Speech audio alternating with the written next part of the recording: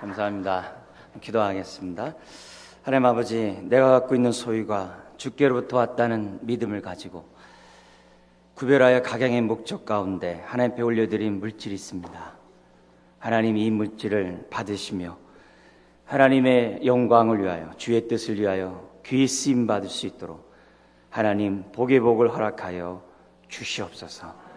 이 물질이 사용되는 곳마다 주의 뜻이 드러나기를 원합니다. 우리가 11조만 드린 것으로 만족하지 않게 하시고 10외구 또한 청지기로서 잘 사용할 줄 아는 지혜 또한 우리들에게 허락하여 주시고 은혜를 알아 감사로 표현한 그 마음을 받아주셔서 구하지도 않는 또 하나의 그 복을 아버지 하나님 참으로 한센병 감사했던 그가 누렸던 축복을 또한 온 성도들이 누리게 하여 주옵소서.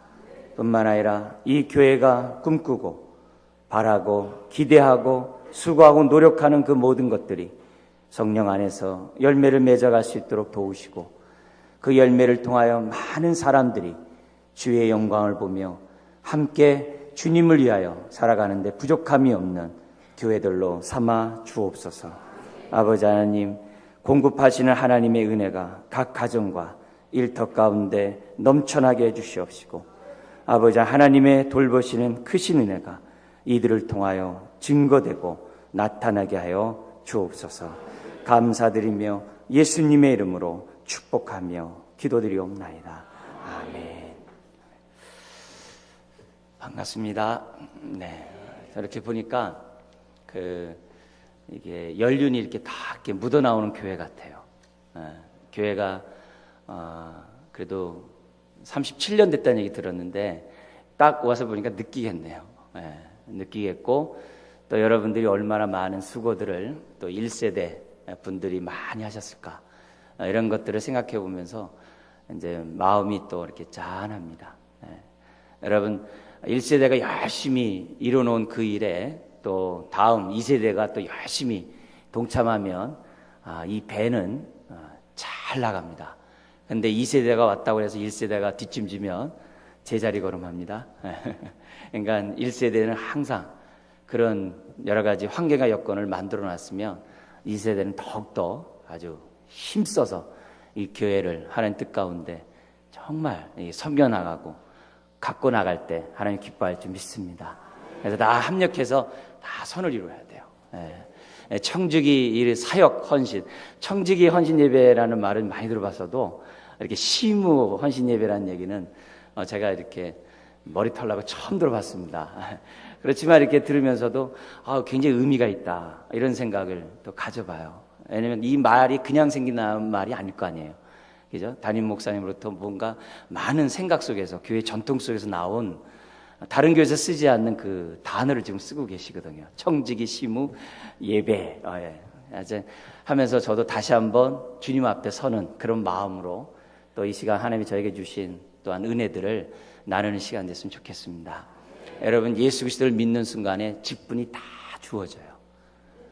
우리 목사, 장로, 권사, 집사 이런 거 말고 예수 그리스도를 믿는 딱 순간에 은혜라는 그 순간에 모든 사람 아무리 초신자든 뭐하든 믿는 그 순간에 직분이 딱 주어집니다. 제가 오늘은 좀 고린도 후서에 관한 그 말씀을 가지고 제가 간략하게 여러분들의 짧은 시간에 말씀 나누기 원하거든요. 예를 들면은 3장을 보십시오. 여러분 성경 다 펴셨죠? 3장에 보면 3장 거기 보면은 8절, 9절 이런 말씀 있어요. 8절, 9절 같이 우리 한번 읽도록 하겠습니다. 하물며 영의 직분은 더욱 영광이 있지 아니하겠느냐. 정죄의 직분도 영광이 있은즉 의의 직분은 영광이 더욱 넘치리라. 이 말씀 앞에 또 읽어야 되는지 모르겠습니다. 이 말씀이 뭡니까?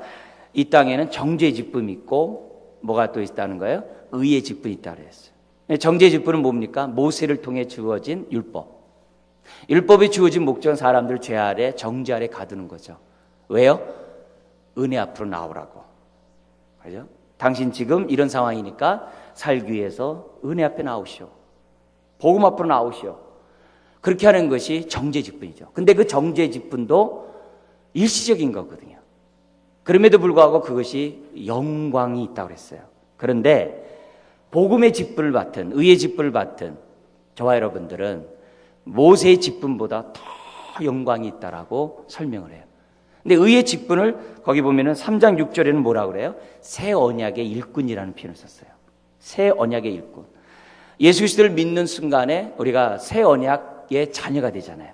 옛 언약과 새 언약, 구약과 신약 갈라지듯이 새 언약이 되잖아요. 그래서 예수 믿는 순간에 저와 여러분들 어떻게 돼요? 새 언약의 일꾼이 돼요. 이 말을 고린도후서 5장 21절은 뭐라고 얘기합니까?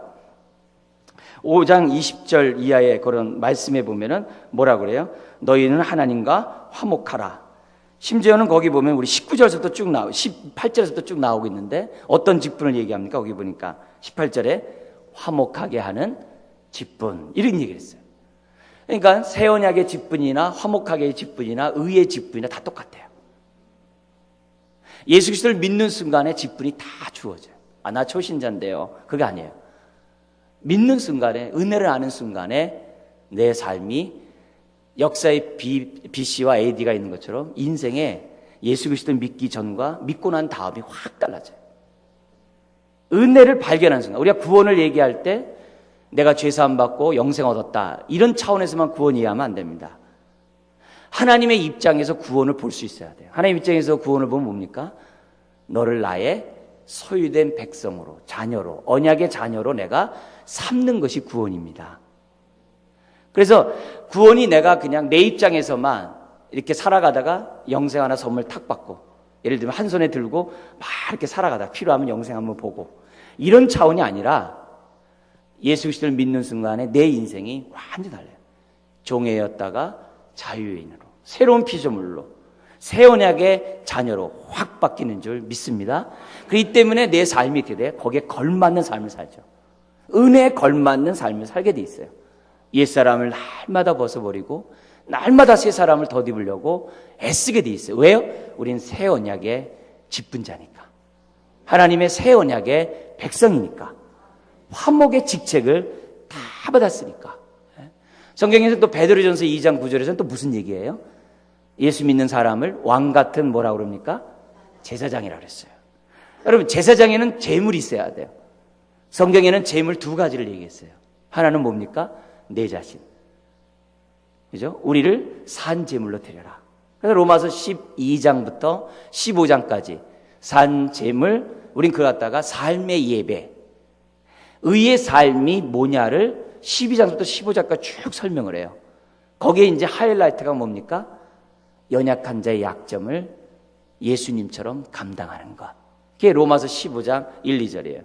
예수님이 우리가 아직 죄인 되었을 때, 우리가 아직 원수 되었을 때, 죄 앞에 연약해서 정말 속수무책으로 넘어질 우리 때 우리에게 사랑을 보여주셨잖아요. 내가 약한데 나를 사랑하셨잖아요. 아멘? 그죠? 그러니까 우리가 정말 삶의 예배를 드리려면은 주님처럼 아직 죄인 되고, 아직 원수 되고, 아직 연약한 사람들의 약점을 감당할 때, 자기를 기쁘게 하는 게 아니라 지체의 이익과 덕을 세울 때, 그것이 뭐냐면 삶의 예배고, 그게 산 제물을 드리는 거죠. 이걸 위해서 우리는 하나님의 선하시고 기뻐하시고 온전한 뜻이 무엇인지 늘 묵상하죠. 말씀에 따라 비춰보고, 나의 옛 생각이 뭐고, 정말 하나님이 원하시는 새로운 생각이 뭔지를 항상 생각하죠. 거기서 제사장은 뭐냐면 자기를 산 제물을 드려야 돼요. 또 하나가 있어요. 로마서 15장에 그 얘기를 뭐라고 얘기합니까? 불신자들을 하나님 앞에 인도를 해야 돼요. 그래서 바울이 로마서 15장에 구약의 4가지 예를 들면서 모세오경이나 시편이나 예언서에 있는 말씀을 인용을 해서, 내가 제사장으로서 나는 이방인들을 제물을 삼는 이 사역을 했다 그래요.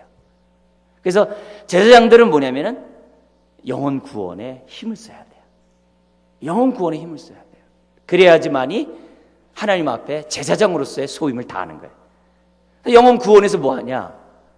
베드로전서 2장 9절에 왕 같은 지상이 했잖아요. 그 앞에 말씀이 뭐 있어요? 거의 2가지 말씀 있잖아요. 하나는 1절 3절에 신령한 젖을 사모하면서 정말 은혜를 맛보아 알면서 자라가라. 근데 너 혼자 자라가지 말고 함께 자라가라. 이게 4절서부터 쭉 나와요. 그러면서 뭐라고 얘기하냐면은 예수님을 산돌이래요. 산돌. 그리고 우리들은 뭐라고 그럽니까? 거기서요? 산돌들. 그러니까 우리가 돌들의 모임입니다. 네. 산돌들. 그래서 산돌이신 주님을 중심으로 산돌들이 뭘 지어져 가요? 집을 지어져 가는 거예요. 그러니까 제사장은 뭐 해야 됩니까? 전도해가지고 집을 져야 돼요. 그리스도의 몸을 세워야 한다 이거죠. 그리스도의 몸을. 그래서 여러분 자신이 좋은 제목이 되어서 교회에 기둥들이 돼야 되지만 동시에 어떻게 돼요? 이 아름다운 성전을 이루기 위해서 여러분 얼마나 많은 수고를 했겠습니까? 그냥 이 기둥만 있어도 되겠습니까? 다 아름답게 여기는 또 스테인으로 하고 뭐하고 다 해야 되잖아요. 집을 지으려면은 손길이 가는 게 한두 가지 아닙니다. 많은 재료가 필요해요. 마찬가지예요. 교회가 크면 클수록 그만큼 어떻게 돼요? 많은 영혼들이 필요해요. 하나님의 집에 재물이 재료들이 필요해요. 그게 뭐예요? 바울은 불신자들을, 이방인들을 주께 인도하는 거로 했다. 그렇게 함으로 하나님의 집이 아름답게 지어져 가는, 예수 믿는 순간에 우리에게 주어진 축복이에요. 믿는 순간에 나는 내 삶을 산제물로 드리려고 노력하고, 그래서 말씀에 따라 순종하려고 해요. 반면에 이와 같은 은혜를 나만 누리는 게 아니라 함께 누리자. 그죠? 함께 우리가 이 은혜를 누리자. 우리 새 언약의 축복에 들어가자라고 사람에게 전도하는 거죠. 하나님의 생명을 소개하는 거죠. 그렇게 함으로써 교회가 점점 아름다운 집으로 지어져 가는 거죠. 그래서 큰 집에서, 봉천동에서 여러분 지금 교회 짓고 있는 거고, 수서동에서 저는 거기서 지금 교회를 아름답게 지어져 가고 있는 거고, 그래서 건강한 집을 짓기 위해서 건강한 인격을 만드는 거죠. 개인을 만드는 거죠. 그래서 한 개인을 갖다가 그리스도를 닮는 하나님의 자녀로 만드는 것이 목사의 또 교사들의 또 직분자들의 사명인 줄 믿습니다. 여러분, 우리가 이처럼 하나님의 집을 맡고 있는 저와 여러분들이 어떤 생각, 어떤 정신을 가지고, 정말 어떤 마음가짐을 가지고 우리들이 정말 이 청지기직을 수행해야 되는가, 이 직분들을 수행해야 되는가. 오늘 본문은 두 가지를 얘기를 해요. 이 두 가지가 가장 많은 얘기할 수 있어요. 그러나 이제 이 두 가지라도 우리가 기본으로 딱 잡아놓으면 그만큼 우리들이 신앙생활이 행복해요. 정말 신앙생활이 즐겁습니다. 은혜가 있어요. 그 가운데 우리 첫 번째 원리는 뭐냐면은 이렇게 되어 있습니다. 예수 그리스도에 뭘 전하는 사람이 되어야 된다고 그래요. 거기 보면요, 주되심을 전해야 돼요. 특별히 5절에서는 뭐라고 되어 있습니까? 거기 보면은 우리는 우리를 전파하는 것이 아니라, 우리는 우리를 전파하는 게 아니라 오직 그리스도 예수의 주되신 것, 예수의 주되신 것. 여러분, 하나님을 동일한 아버지로 우리가 고백하고 예수님을 나의 동일한 주와 그리스도로 고백했기 때문에 우리가 이 자리에 모인 거 아닙니까? 그죠? 그리고 저도 여러분에게 하나님의 은혜의 말씀, 잘 보지도 못한 사람이지만 마음을 열고 여러분들이 하나님의 말씀을 받고자 앉아있단 말이에요. 왜요? 통일한 하나님을 섬기고 있고 통일한 예수님을 믿고 있기 때문에 이것이 다 가능한 거 아니겠습니까? 근데 이런 가운데 저와 여러분들의, 우리 청지기들이 가져야 될 기본적 소양은 뭐냐면, 나를 전하는 게 아니라 예수의 주되심을 전해야 되겠다. 이 부분에 대해서는 정확하게, 정말 조금도 양보 없이, 정말 내가 청지기로서 가져야 될 첫 번째 사명이고 또 삶의 원칙이라는 것을 놓쳐서는 안 된다는 거죠. 왜 우리가 예수의 주되심만 전합니까? 그래야 주님이 증거되잖아요. 주님이 드러나잖아요. 그래야 재료들이 많이 생겨서 그리스도의 몸이 세워지잖아요. 주되심을 전하지 않는데 어떻게 구원의 역사가 나타나며 어떻게 하나님의 축복의 역사가 나타나겠어요? 주되심 속에 하나님의 은혜가 있는 것이 아니겠습니까? 그러기 위해서는 우리가 예수 그리스도의 주되심을 전하기 위해서는 다른 것 없어요. 내가 복음에 아주 분명하게 서 있어야 됩니다. 복음에 대해서 내가 확실히 깨달아야 됩니다. 확실히 깨닫는 자만이, 다른 말로 이제 은혜를 분명히 체험한 사람만이 예수 그리스도의 주 되심을 전할 수 있어요. 주님을 만나지 않으면 주님 전할 수가 없어요. 4장 2절에 보면 이런 말이 있어요. 하나님의 종들은 말씀을 혼잡되이 전하면 안 된다 그랬어요. 이 말의 배경은 뭐냐면은 바울이 하나님의 종이 된 것이 하나님으로부터 부름받았기 때문에 종이 되었어요. 근데 그 당시에 바울을 갖다가 아주 이렇게 못되게 하는 사람들이 있었어요. 근데 그런 사람들이 그 못되게 된 배경이 뭐냐면은 사람들이 이렇게 와서 복음을 전할 때마다 무슨 추천서 하나를 가지고 오는 거예요. 나 어느 교회로부터 추천받은 복음 전도자요 하면서 그 고린도 교회에 와서 복음을 전하는 거예요. 그런데 가만히 보니까 사람들이 추천서 갖고 다니는데 바울은 추천서가 없는 거예요. 본 적이 없어요. 자기네들이 본 적이 없으니까 어떻게 돼? 추천서 있는 사람이 나는 있다. 근데 바울은 없다. 그러면서 어떻게 말을 갖다가 발전시킵니까? 그래서 바울이 전한 복음은 부족해. 바울이 전한 복음 외에 뭔가 플러스해야 돼. 그래서 자기들의 거짓된 사상을 집어넣었어요. 그 대표적인 게 뭐냐면 율법주의로 가는 거예요. 형식주의로 가는 거예요. 절기를 지켜야 된다. 할례를 받아야 된다. 이런 일들을 자꾸 하는 거예요. 심지어는 뭐라 그래요? 금욕주의 속에 살아야 된다. 이런 얘기들을 막 하는 겁니다. 그렇게 얘기하면서 어떻게 돼요? 자기 말에게 정당하기 위해서, 그리고 바울을 비하하기 위해서 그런 추천서 없다. 그렇게 얘기해요. 그런 자들에 대해서 바울이 그래요. 너희가 나의 추천서 아니냐? 너희가 나의 편지가 아니냐? 그 얘기를 하는 거예요. 너희가 나의 편지다. 근데 뭐하러 내가 또 편지를 쓸 게 뭐 있냐? 너희가 나의 편지인데. 그러면서 나온 말이 그거예요. 나는 말씀을 혼잡되이 전한 적 없다. 왜? 하나님께 받은 주의 말씀만 전하니까. 배워서 전하는 것도 아니고 들어서 전하는 것도 아니고 내가 직접 보고 부활의 주님을 보고 깨달은 하나님의 말씀을 받아서 전하는 거지 내 머리로 한 게 아니다. 그래서 나는 말씀을 혼잡되이 전하지 않는다. 혼잡되이 전하는 자들이 자기를 증거하거든요. 자기를 자랑하거든요. 자기를 드러내거든요. 자기 의의를 내세우거든요. 그러나 복음에 확실히 서 있는 사람은 자기를 드러내지 않아요. 오직 예수 그리스도의 주되심만이 드러나도록 한다는 거죠. 이런 사람은 은혜를 체험해야 되거든요. 무엇보다도 1절에 보면은 무슨 말씀이 있어요? 그러므로 우리가 4장 1절에 이 직분을 받아 뭘 입은 대로? 할렐루야. 긍휼하심을 입은 대로. 이 뭐예요? 복음의 사람이 왜 돼야 됩니까? 긍휼을 알거든요. 은혜를 알거든요. 긍휼을 한다니 자체 나 같은 죄인이 용서함 받다니. 이게 복음을 아는 사람의 태도죠. 나 같은 죄인. 여러분들이 교회에 올 때 먼저 기도하시잖아요. 뭘 기도해요? 하나님의 긍휼을 놓고 기도하잖아요. 하나님, 이 죄인 오늘 주의 전에 나왔어요. 오늘 오로지 내 삶을 통하여 주님만 드러내기 원해요. 예배 받으시고 내가 섬길 때도 주님만 드러나게 해주세요. 주님, 저를 다스려 주시고 주의 뜻 가운데 주의 몸을 잘 세울 수 있도록 하나님 나를 사용해 주세요. 이젠 용서해 주세요. 그죠? 그 얘기를 앉아서 뭐예요? 기도하잖아요. 복음을 아는 사람의 특질을 보면 항상 긍휼을 붙잡거든요. 은혜를 붙잡거든요. 항상.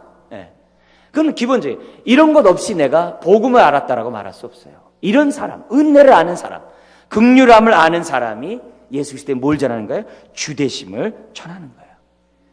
심지어는 4절과 6절에는 복음을 아는 사람은 이렇게 표현을 썼어요. 들어서 하는 것도 아니고 배워서 하는 것도 아니고 직접 바울이 부활의 주님을 만남으로 복음을 알았듯이 자기만이 아니라 정말 복음을 아는 사람에게는 이런 체험이 있다라고 얘기를 해요. 그게 4절, 6절인데요. 4절 같이 한번 읽겠습니다.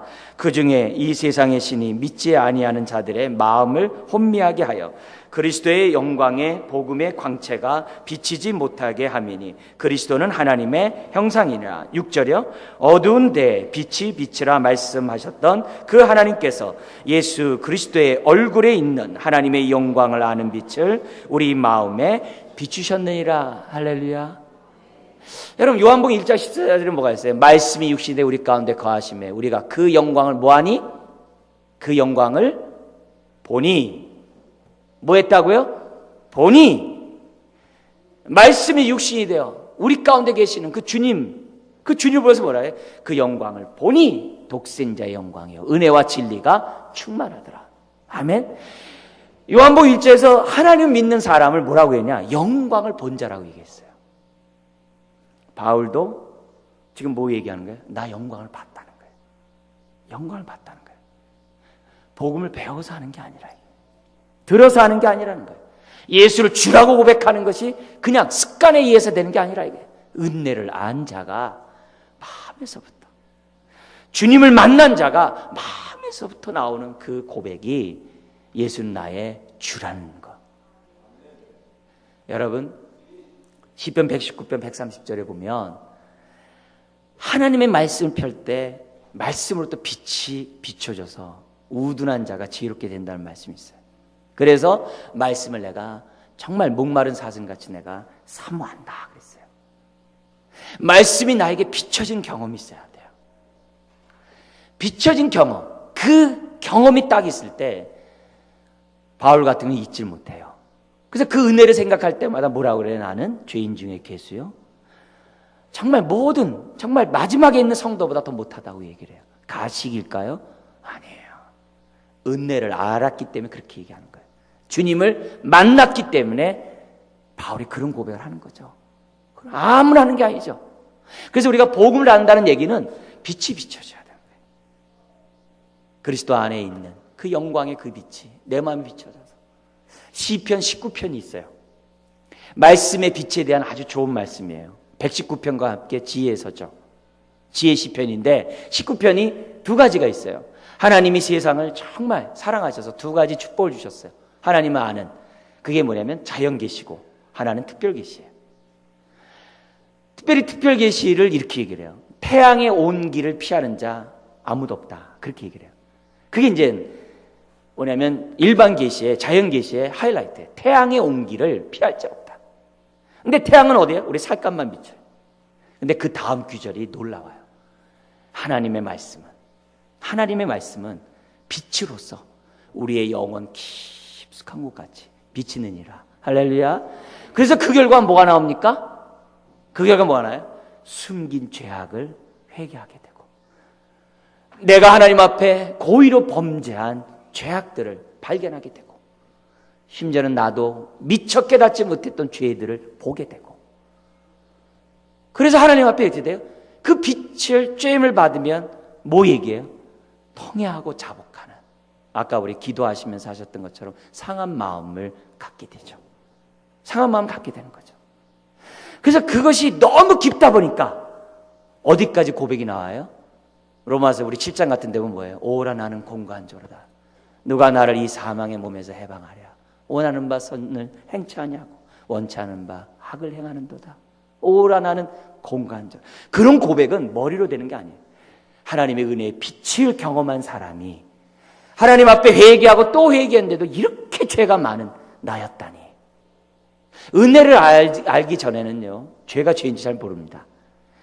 은혜를 안 만큼 죄의 깊이를 알게 돼 있어요. 내가 회개하는데 그의 틀에 박힌 다람쥐 쳇바퀴 돌듯이 회개하고 있다면요, 난 신앙이 자라가지 않은 겁니다. 주를 닮아가는 것이 아닙니다. 신앙이 자라가면 자라갈수록 회개의 내용이 정말 깊습니다. 믿음으로 행치 않은 것은 다 죄라고 야고보서 얘기하잖아요. 은혜의 빛에 비추면, 말씀의 빛에 비추면 마음을 두드리게 돼 있어요. 두드리게 돼 있어요. 이게 뭐냐면 복음을 아는 사람들의 특징이에요. 이렇게 두드린 사람들이 어떤 은혜가 있어요? 그 3장 16절에서부터 18절의 말씀이 있어요. 복음, 이런 은혜가 있으면 어떻게 돼요? 마음에 가렸던 수건들이 다 벗겨져요. 하나님 앞에 가면 갈수록 덮었던 많은 완고함, 교만함, 이런 것들, 나의 옛사람들이 하나하나씩 벗어져요. 예배소서 4장 17절 이하에 보면은 옛사람의 모습들 많이 나오죠. 세상의 것들에서는 그렇게 감각이 있고 센스가 있으면서도 영적으로 그렇게 우둔한 그 옛사람을 벗어버리라 그래요. 우리가 세상에 대해서 얼마나 코디가 어떻네, 외모가 어떻네. 그래. 얼마나 민감합니까? 영적으로 내가 그렇게 민감해야 되거든요. 그러지 않은 옛사람을 벗어버리고 청명에 있어서 우둔한 것들을 벗어버리라고 해요. 그런 외식하고 때로는 형식적인 이런 것들이 벗겨져요. 어떻게 하면요? 은혜를 알면 할수록, 하나님 앞에 가까이 가면 갈수록 벗겨지는 거예요. 그래서 내가 뭐냐면, 아하, 주는 영이시니 주의 영이 있는 곳에 자유함이 있구나. 이게 뭔지 아는 거예요. 이 말뜻이 뭔지 알게 돼요. 그러면서 내가 어떻게 돼요? 그 영광을 봤으니 3장 18절 뭐라 그럽니까? 하나님의 형상으로 변해가는 줄 믿습니다. 은혜를 알지 않고 자유를 경험하지 않은 자가 주님을 닮아갈 수 없어요. 2013년 표 우리 한번 읽어볼까? 시작. 예수님처럼 섬기는 교회. 네, 주님처럼 될 수가 없어요. 복음을 안 사람만이 주님처럼 살아갈 줄 믿습니다. 복음을 안 사람이 흔들리지 않는 거예요. 우리가 뭐 다 보진 않았습니다만 4장 우리 8절 이하에 보면은 보배를 내 안에 심었을 뿐만 아니라 복음을 아는 사람의 특징이 나오잖아요. 주님과 함께 죽고 주님과 함께 부활했다는 확신 있는 사람이라고 얘기를 해요. 근데 어느 정도 확신이 있느냐? 낙심될 일이 생겨났어요. 근심된 일이 생겨났어요. 사역을 하다가 시험에 들었어요. 주의 일을 하다가 낙심이 됐어요. 얼마든지 있을 수 있어요. 낙심이 되더라도 4장 8절 이하에 뭐라고 그럽니까? 우겨싸이지 않는데요. 거꾸로뜨림을 당하지 않는데요. 낙심하지 않는데요. 오히려 뭐라고 그럽니까? 뭐라고 얘기합니까? 4장 16절에서 18절에 보면 세 가지 얘기를 해요. 내가 낙심을 해? 야, 내가 이 정도 신앙밖에 안 돼? 내가 주님 섬기다가 어려운 일 겪는 것 때문에 이렇게 낙심해? 낙심하면 사람은 사역을 안 합니다. 포기합니다. 사단이 아주 원하는 바죠. 근데 그런 자신의 모습을 보면서 뭘 보는 거예요? 아하, 내 속사람이 약하구나. 그래서 오히려 낙심하는 순간에 내가 뭘 믿어요? 부활의 주님을 의지하면서 오히려 내 속사람이 새로워지도록 엎드려야 되겠다. 그래서 오히려 낙심되는 상황에서 속사람이 새로워져요. 속사람이 강해지는 은혜가 있는 거예요. 뿐만 아니라 현재 환난 어려운 일을 갖다가 잠시 경한 것으로 얘기를 해요. 약한 것으로 얘기해요. 잠시 시각이 영원한 눈으로 볼 수 있는 안목도 생겨나는 거예요. 아, 이건 뭐 이 땅이 7, 80년인데 뭐 눈에 보이지 않는 것에 치중하는 게 아니라 보이지 않는 것에 더 내 삶을 드려요. 왜? 눈에 보이는 것만 보니까 낙심했거든요. 형제기들은 주님만 바라봐야 될 줄 믿습니다. 그게 복음을 아는 사람이고 예수님을 전하는 사람들의 특징이에요. 여러분, 청지기는 자기를 드러내면 안 돼요. 낙심하는 거 자기를 드러내면 낙심합니다. 오로지 청지기는 예수 그리스도의 주 되심만을 전해야 돼요. 자, 근데 그 다음 두 번째 원칙이 나와요. 주 되심만 전하는 게 아니라 또한 뭘 전해야 된다 그랬습니까? 4장 5절에 나의 종됨 또한 전한다. 종됨 또한. 여러분, 저 어렸을 때 이런 얘기 많이 들었어요. 목사님의 이제 이런 설교 말씀 중에 뭐냐면, 이제 나와 같은 목회자는 종이다. 하나님의 종이다. 그렇기 때문에 주님이 영광 받을 때 나도 영광 받는다. 그 말은 맞아요. 그건 제가 많이 경험해요. 정말 너무 제가 그 받은 은혜가 너무 많습니다. 그건 할렐루야예요. 그런데 우리가 거기서 조심할 게 있어요. 예수님의 주되심 속에 주님의 영광을 돌리면서 나도 덩달아 영광 받으려고 하면 그건 틀린 겁니다. 예수님의 제자들이 주님이 십자가를 짊어지기 위해서 예루살렘 가까이 갑니다. 제자들이 예수님 따라오면서 무슨 행동했죠? 저 예루살렘 가면 누가 더 높은 자리에 앉냐? 싸웠어요. 그러다 그때도 우리 치마 그 능력이 있었어요. 요한과 우리 야고보의 엄마가 딱 나타나가지고 내 두 아들을 저 좌우에 앉게 해주세요. 그 얘기를 하니까 나머지 10명의 제자들이 뭐 했다고 그래요? 화가 났다고 그랬어요. 분노했다고 그랬어요. 왜요? 내가 그 자리에 앉고 싶은데. 제자들은 주님의 주되심을 높이면서 지금 뭐 생각하고 있는 거예요? 주님이 높을 때 나도 한 자리 하리라.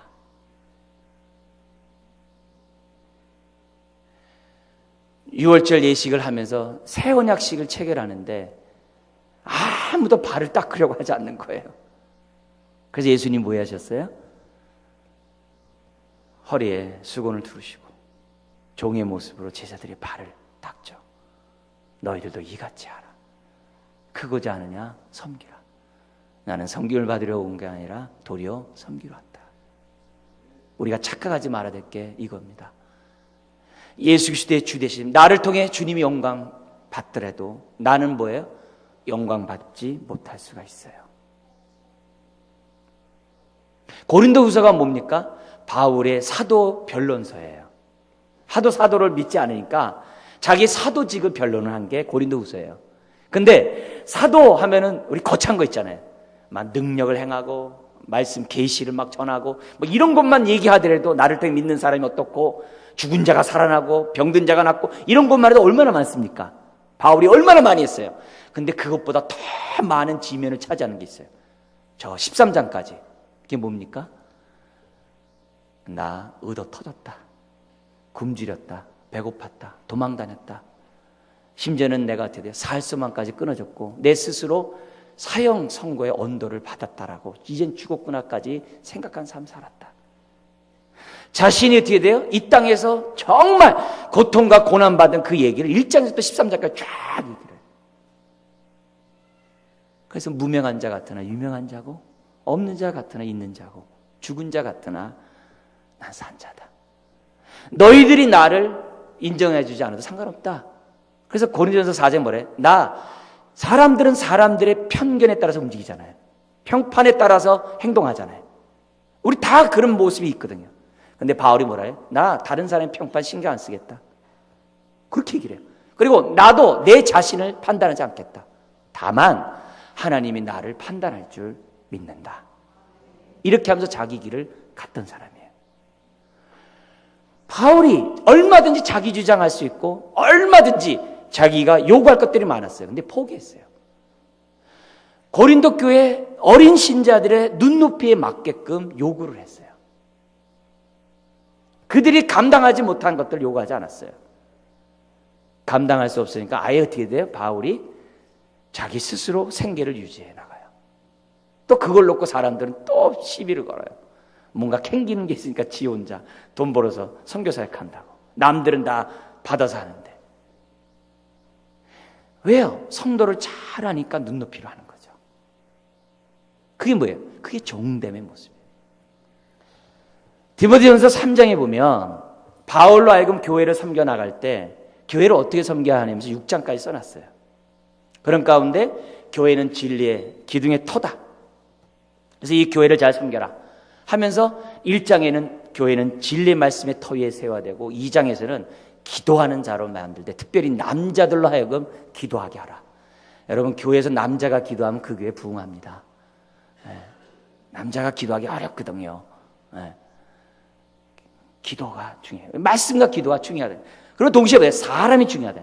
근데 사람을 뽑을 때 여러분 장로 뽑을 때 어떻게 됐습니까? 15가지 덕목이 있는데 개인과 가정과 교회와 세상 관계 4가지 영역에서 15가지 무슨 얘기예요? 인격을 얘기하거든요. 성품을 얘기하거든요. 성숙을 얘기하거든요. 종됨의 모습을 얘기하거든요. 왜 그래요? 인격이 안 돼 있으면 주대심이 안 드러나니까. 성령의 열매가 없으면 은사가 드러나질 않아요. 아무리 예수를 주라고 외쳐도 내가 종됨의 삶을 살지 않으면 주님이 드러나질 않아요. 사람들이 뭐라 그래요? 당신이나 잘 믿으세요. 그래요. 마음문이 안 엽니다. 왜 우리가 종됨의 삶을 살아야 돼요? 주님을 높이기 위해서. 할렐루야. 그래서 바울은 청지기로서 자기를 낮췄어요. 주님처럼. 우리 주님이 저 높고 높은 보좌에서 이 낮고 낮은 이 땅까지 오시고 또 어디까지 가셨어요? 죽기까지 낮아지셨죠. 주님이 이 땅의 삶이 결코 대접받는 삶은 아니었거든요. 철저히 아버지의 뜻만을 전하려고 주님 오셨거든요. 그게 종됨의 모습이에요. 종은 어떻게 돼요? 자신의 직분을 통해서 은혜가 막아지도록 하면 안 됩니다. 은혜를 헛되이 받으면 안 됩니다. 이 6장의 얘기예요. 은혜를 헛되이 받으면 안 됩니다. 우리가 거리끼는 자가 되면 안 됩니다. 뭐 하면요? 종됨의 모습을 살지 않으면 안 되게 돼 있어요. 안 되게 돼 있어요. 그렇기 때문에 오늘 우리가 여기 있는 말씀에 있는 것처럼 하나님, 내가 종됨의 그 모습 또한 전하게 해주세요. 무조건 예수의 주디심만 되면 된다고 생각해요. 물론 그것도 예수를 믿어요. 그러나 우리는 한 교회 안에 있잖아요. 한 교회 안에 있으면 어떻게 돼요? 속속들이 다 알거든요. 다 아는데 열심히 일하는데 종의 모습이 없어 보세요. 함께 합력해서 한 몸 이루면서 교회를 세워가는데 같이 일하고 싶지 않거든요. 만나고 싶지 않거든요. 따로따로 간단 말이에요. 그럼 어떻게 성령의 교통함이 있을 수 있겠어요? 요한일서 1장에 뭐라 그래요? 옆에 있는 지체는 하나님의 은혜의 통로인데, 내가 하나님의 은혜를 받을 수 있는 통로가 옆에 있는 사람들인데 한쪽이 툭 단절돼 버리면 얼마나 손해예요. 이런 모든 일들을 우리들이 정말 해결할 수 있는 것은 다른 게 아니에요. 내가 종됨 또한 전해야만 한다는 거죠. 주대심만 전하는 게 아니라 나의 삶을 통해서 깨끗한 그릇 되지 않으면 안 되는 거죠. 여러분, 음식도 뭐예요? 그릇이 멋있으면 그래도 좀 이렇게 입맛도 식욕도 돋잖아요. 그만큼 우리가 깨끗하면 주대심이 더 드러나는 거 아니겠습니까? 우리가 청지기로서의 오늘 이렇게 다시 한번 2013년 시작하면서 마음에 이렇게 다짐하면서 여러분들 어떤 마음 갖기를 원합니까? 오직 주님만을 전하는 자 되기를, 그리고 나의 동시에 나의 종됨 또한 전하는, 종됨을 전해야 돼요. 그래서 어떻게 하든지 간에 손해봐야 돼요. 어떻게 하든지 간에 내가 어떻게 돼요? 양보해야 돼요. 양보해야 돼요. 심지어는 어떻게 돼요?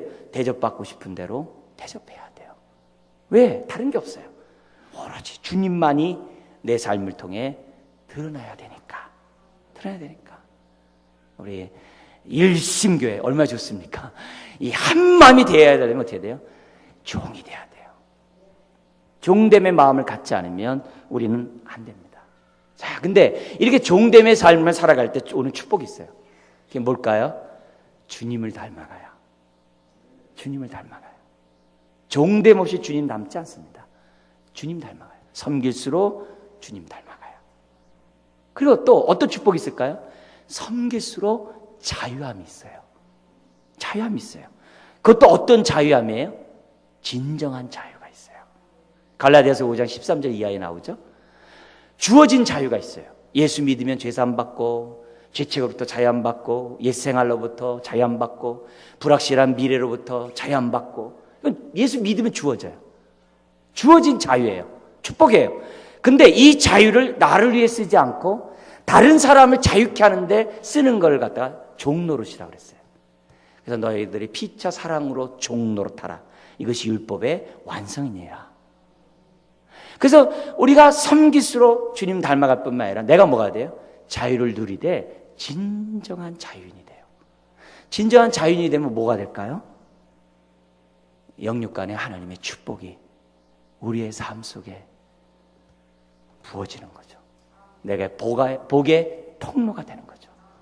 나를 통해서. 그래서 내가 가는 곳마다 그 배에서 생수의 강이 흘러나니까, 아무리 시뛴 골짜기라 할지라도 생수의 강이 흘러나니까, 아무리 정말 사막 같은 음침한 골짜기라도 내가 가면 생기가 나니까. 그래서 내가 가는 곳에 생명의 역사가 나타나는 거고, 그의 가정이, 그의 직장이, 뭐 교회는 두말할 것 없고 만나는 사람들이 주님을 만날 줄 믿습니다. 일심교회가 우리 새롭게 우리 무장하면서 정말 주님을 닮아감으로 정말 하나님의 그 놀라운 은혜를 나누는 통로가 되는 교회가 되기를 주님 축원드립니다. 기도하겠습니다. 하나님 아버지, 오늘 우리에게 다음이 없는 은혜를 베푸시고 한량없는